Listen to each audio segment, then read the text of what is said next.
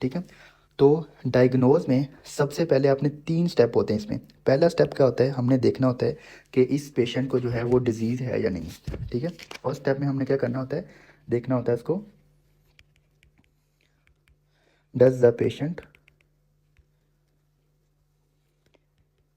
Have Cushing syndrome.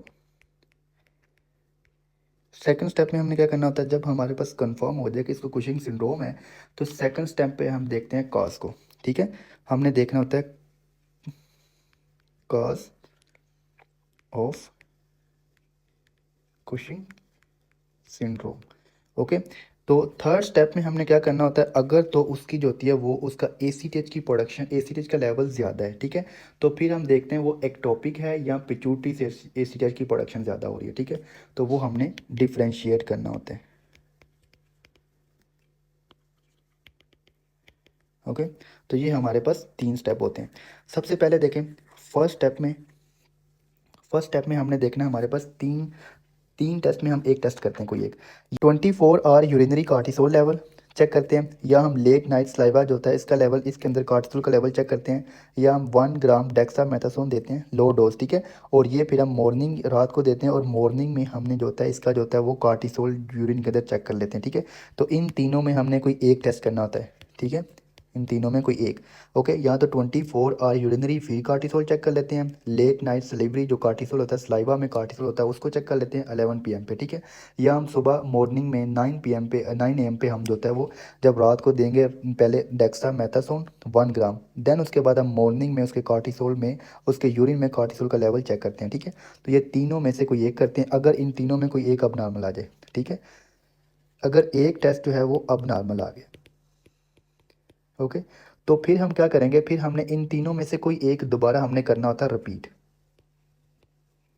Repeat, ठीक है, अगर रिपीट करने पे हमारे पास वो जो टेक्स्ट टेस्ट है सेकंड जो है कोई एक, ठीक है, रिपीट करते हैं। ठीक है, रिपीट करते हैं हमारे पास 1 और मोर देन 1 टेस्ट। ठीक है, अब नॉर्मल आ जाता है हमारे पास, तो हमारा जो डायग्नोज है वो बन जाएगा कुशिंग सिंड्रोम। ठीक है, अब ये तो डायग्नोज हमारा बन गया कुशिंग सिंड्रोम का। अब नेक्स्ट हमने स्टेप पे क्या करना होता है, फिर उसके बाद नेक्स्ट स्टेप में मैंने आपको बताया था, फर्स्ट स्टेप हमारे पास हो गया, सेकंड पे हमने जाना है, हमने देखना है उसका कुशिंग सिंड्रोम, उसको जो होता है उसकी जो होती है काज क्या है। ठीक है, काज को देखना है, तो अब काज को देखने के लिए हमने उसका एसीटीएच का लेवल चेक करना होता है, सीरम के अंदर एसीटीएच को मेजर करते हैं। ठीक है, हम देखते हैं अगर तो उसका एसीटीएच का लेवल जो होता है वो ज़्यादा आ जाए, तो हम उसे कहते हैं एसीटीएच डिपेंडेंट कुशिंग सिंड्रोम।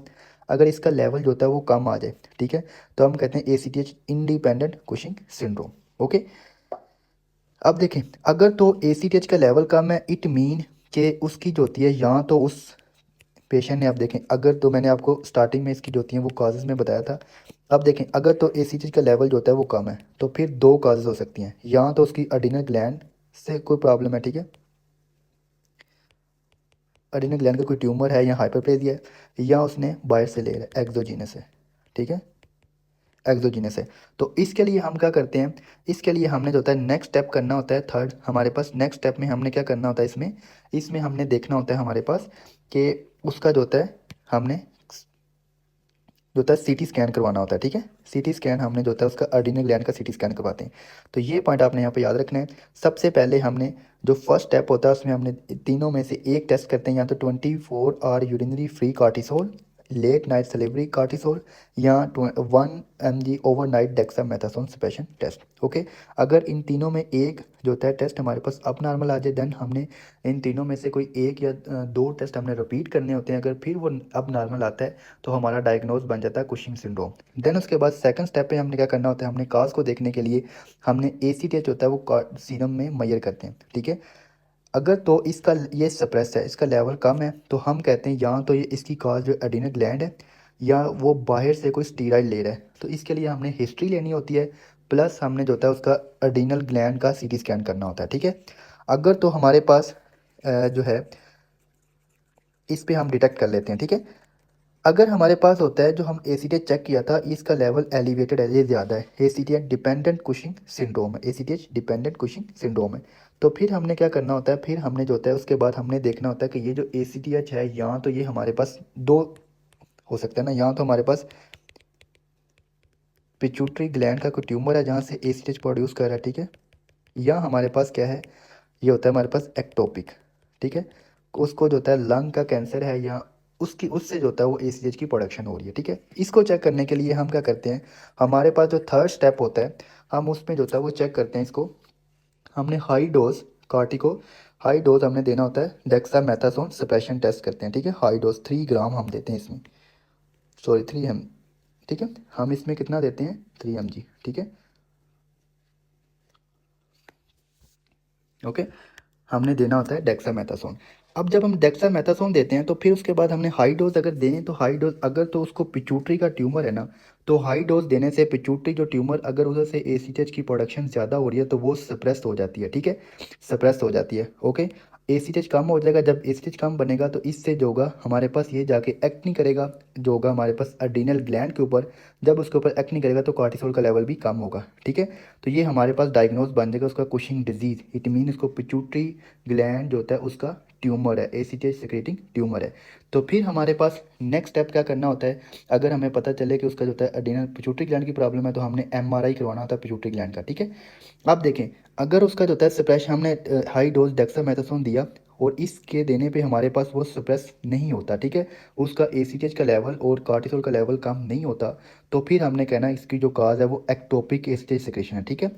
कहीं से वो कोई ट्यूमर है, कैंसर है हमारे पास, लंग का कैंसर है या कहीं और कैंसर है जहाँ से ये प्रोड्यूस हो रहा है, ठीक है। तो इसके लिए हमने क्या करवाना होता है, इसके लिए हमने जो होता है सीटी स्कैन उसका चेस्ट अब्डोमिन और पेल्विस करवाना होता है, ठीक है, ट्यूमर को आइडेंटिफाई करने के लिए। तो ये पॉइंट आपने यहाँ पे याद रखना है। या हमारे पास यही हमारे पास यहाँ तो हम डेक्सामेथासोन सप्रेशन टेस्ट करते हैं हाई डोज, या हमारे पास एक और होता है हमारे पास हम कॉर्टिकोट्रोपिन रिलीजिंग जो हार्मोन है उसका स्टिमुलेशन देते हैं, ठीक है, स्टिमुलेंट देते हैं एक्सोजिनस। जब वो देते हैं अगर तो वो देने से हमारे पास एसीटीएच और कार्टिसोल का लेवल बढ़ जाए, देखें हाइपोथैलेमस से क्या रिलीज होता है कार्टिकोट्रोपिन रिलीजिंग हार्मोन, ओके। ये जाके एक्ट करते हैं किसके ऊपर, पिट्यूटरी ग्लैंड के ऊपर, और यहाँ से हमारे पास रिलीज होता है एसीटीएच, ठीक है। अगर ये हमारे पास देने से और ये जाके एक्ट करता है ग्लैंड के ऊपर और यहाँ से हमारे पास कार्टिसोल रिलीज होता है, ठीक है। अगर ये हमारे पास हम दें किसी को कार्टिकोट्रोपिन रिलीजिंग हार्मोन, ये देने से उसका एसीटीएच का लेवल बढ़ जाए, ठीक है, और कार्टिसोल का लेवल जो होता है वो इंक्रीज हो जाए, तो इट मीन कि हमारे उसकी जो काज है वो क्या है, कुशिंग डिजीज़, ठीक है, कुशिंग डिजीज़। बट अगर हम उसको एक corticotropin releasing hormone stimulation test करें, ठीक है, और ये हमारे पास कार्टिकोट्रोपिन रिलीजिंग हार्मोन उसको दें बाहर से, ठीक है, और उसके देने से उसके अंदर जो होता है वो एसीटीएच और कार्टिसोल का लेवल जो होता है वो अफेक्टिवली इंक्रीज ना हो, ठीक है। क्यों नहीं हो रहा, उसकी रीज़न ये होती है क्योंकि ये जो हमारे पास एसीटीएच होता है ये एक्टोपिक जो होता है किसी और टिश्यू से जो होता है वो प्रोड्यूस हो रहा होता है, लाइक ट्यूमर सेल से प्रोड्यूस हो रहा होता है, तो ये हमारे पास पिट्यूटरी से जो होता है वो इतनी अफेक्टिवली वो प्रोड्यूस नहीं होता, ठीक है। तो फिर हम कहेंगे हमारे पास जो है इसका काज क्या है, वो एक्टोपिक एसीटीएच सिक्रेशन है, ठीक है। बट आपने अपनी सिंपलिसिटी के लिए आपने यहाँ यही पॉइंट याद रखने ये वाले, ठीक है, ये वाले, इसमें कौन कौन से हमारे पास यहाँ से ये वाले, ठीक है, ओके। अब ये आप एक बार दोबारा देखें, इसके टेस्ट बहुत इंपॉर्टेंट है। देखें, फर्स्ट स्टेप में हम क्या करते हैं, उसके अंदर तीनों में से कोई एक टेस्ट करवाते हैं, अगर हमारे पास एक टेस्ट होता है वो अब नॉर्मल आता है, ठीक है, तो फिर हम क्या करते हैं, हमारे पास जो होता है इनमें से दो या एक टेस्ट रिपीट करते हैं, ठीक है, और अगर ये टेस्ट हमारे पास अब नॉर्मल आता है तो हमारे पास डायग्नोज बन जाता है कुशिंग सिंड्रोम। फिर उसके बाद हमने कॉज देखनी होती है, कॉज को देखने के लिए सेकंड स्टेप करते हैं, सेकंड स्टेप में हमने एसीटीएच का लेवल चेक करना होता है सीरम में, अगर तो ये सप्रेस है तो हम कहते हैं कि हमारे पास जो काज है या तो एक्सोजीनस है या एड्रिनल ग्लैंड का कोई ट्यूमर है, उसका जो होता है हाइपरप्लेजिया है या उसका एडिनोमा है। उसको देखने के लिए हम उसकी हिस्ट्री लेते हैं, ठीक है, और उससे जो होता है हमारे पास सीटी स्कैन ऑफ द हमारे पास एब्डोमेन करवा लेते हैं, ठीक है। अब देखें, अगर इसका लेवल जो होता है वो ज़्यादा एलिवेटेड है एसीटीएच, तो हम कहते हैं एसीटीएच डिपेंडेंट कुशिंग सिंड्रोम, ठीक है। इसके लिए फिर हम नेक्स्ट क्या करते हैं, हमारे पास हाई डोज 3 mg हम देते हैं, high dose dexamethasone suppression test करते हैं। अगर हाई डोज करने से हमारे पास एसीटीएच, ठीक है, high dose dexamethasone suppression test करते हैं, अगर ये देने से हमारे पास एसीटीएच की प्रोडक्शन कम हो जाए और कार्टिसोल का लेवल कम हो जाए तो हमारा डायग्नोज बनता है Cushing disease, mean pituitary gland का ट्यूमर है, ठीक है। इसके लिए हमने करना होता है उसका एमआरआई। बट अगर इसका जो सप्रेशन ना हो high dose dexamethasone suppression test करने से, तो हम कहते हैं एक्टोपिक एसीटीएच है, ठीक है। अब यहाँ हमारे पास टेस्ट होता है corticotropin releasing hormone stimulation test. अगर ये करने से हमारे पास एसीटीएच और कॉर्टिसोल का लेवल इंक्रीज़ करता है तो हम कहते हैं कुशिंग डिजीज़ है, फिर हमने एमआरआई करवाना होता है। अगर ये इंक्रीज़ नहीं करता तो हम कहते हैं एक्टोपिक एसीटीएच सिक्रेशन है। तो इसके लिए हमने क्या करवाना होता है, सीटी स्कैन करवाना होता है अब्डोमिन, चेस्ट या पेल्विस की आइडेंटिफाई करने के लिए ट्यूमर को, ठीक है। तो ये था हमारे पास जो है कुशिंग इसका डायग्नोज। अब इसका जो ट्रीटमेंट है, ट्रीटमेंट देख लें। ट्रीटमेंट में हमने क्या है, अगर किसी को पिट्यूटरी ट्यूमर है तो उसके लिए हम सर्जरी करेंगे, और सर्जरी का जो नेम है वो क्या है, ट्रांसफिनाइडल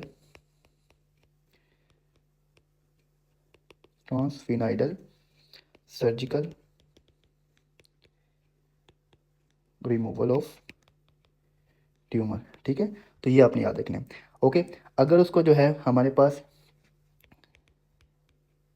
अड्रीनल ग्लैंड का ट्यूमर है तो इसकी हम सर्जिकल रिमूवल करेंगे इसको, ठीक है,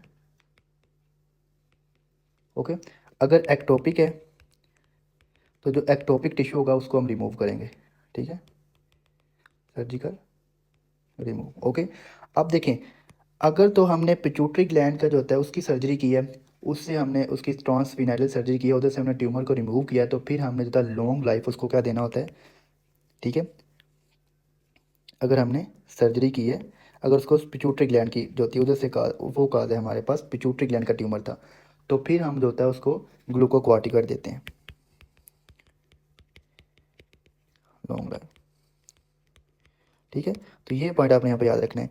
बट अगर जो है उसकी काज जो है जो है उसकी, यहाँ तो उसकी एड्रीनल ग्लैंड है, ठीक है, एड्रीनल ग्लैंड का हमने जो होता है उसकी रिसेक्शन कर दी है, एड्रीनल ग्लैंड की हमने कर दिया रिसेक्शन, तो फिर हम क्या करेंगे, हम उसकी रिसेक्शन जब करते हैं तो हमने हमारे पास जो होता है फिर उससे, क्योंकि एड्रीनल ग्लैंड से हमारे पास हार्मोन जो होते हैं वो मिनरलोकॉर्टिकॉइड भी रिलीज होता है, ठीक है। तो ये अब इसका हम रिसेक्शन कर देंगे तो उसकी प्रोडक्शन भी कम हो जाएगी, ठीक है। तो फिर हमने क्या करना होता है, हमने इसको ग्लूकोकॉर्टिकॉइड भी देना होता है, लॉन्ग लाइफ कॉर्टिकॉइड, और मिनरलोकॉर्टिकॉइड भी देना होता है, ठीक है। तो ये पॉइंट आपने याद रखना है, मिनरलोकॉर्टिकॉइड और ग्लूकोकॉर्टिकॉइड। अगर हमने एड्रीनल ग्लैंड होता है हमारे पास, इसकी रिसेक्शन की है, ठीक है, इसकी हमने की है रिसेक्शन, ठीक है। तो फिर हमने क्या करना होता है, हमने उसको ग्लूकोकॉर्टिकॉइड भी देते हैं और मिनरलोकॉर्टिकॉइड भी देते हैं। बट अगर हमने पिट्यूटरी ग्लैंड का ट्यूमर है उधर से हमने रिमूव किया उसको, तो फिर हमने जस्ट ग्लूकोकॉर्टिकॉइड ही देना होता है, ठीक है। तो ये पॉइंट आपने याद रखना है, ये मैंने आपको करवा दिया, बट ये जो ट्रीटमेंट है ये हम मेडिसिन में इसको डिटेल से करेंगे, ठीक है। Thank you so much.